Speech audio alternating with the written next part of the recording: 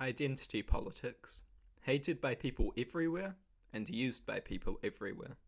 Identity politics is normally understood to be a liberal idea. It is widely disliked, and it is seen as an idea that a person's social identity is one of the most important and defining traits about them on an individual level. Someone is bad because of their social identity. Someone is good because of their social identity. Social identities can make a big difference on an individual level, and they can validate and invalidate people. By social identity, I of course mean social categories, such as race, gender, and sexual orientation. Examples could include voting for Hillary Clinton solely because she is a woman, or choosing Elizabeth Warren over Bernie Sanders solely because she is a woman.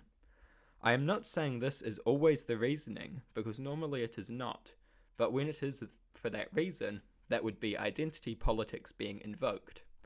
Identity politics is generally understood to be a fairly unimportant and silly idea, as it does not take into account actual arguments, ideas, and policies, but instead social identities. Identity politics is normally not about larger social groups, but instead about those social identities in individuals. Identity politics is often understood as a vapid way of politicians trying to win votes and look progressive without really offering anything progressive. Identity politics is quite often silly, although some nuance is required in analysing it. This video, however, is not about identity politics and what I think about it as an idea. This video is about identity politics and the idea that it is a liberal thing, because it is not. Liberals do engage in identity politics. They do it all the time. It is, however, foolish to act like identity politics is in any way limited to liberalism. People all over the spectrum love to dabble in identity politics. Tankies will dismiss people as Western leftists.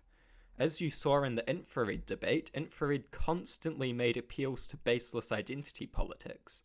Rather than making arguments against my points, he just called me an Anglo over and over again. There are examples everywhere of identity politics being used by authoritarian leftists in particular. Woke scold type leftists will similarly use identity politics. They invalidate and validate opinions based on what social groups a person belongs to.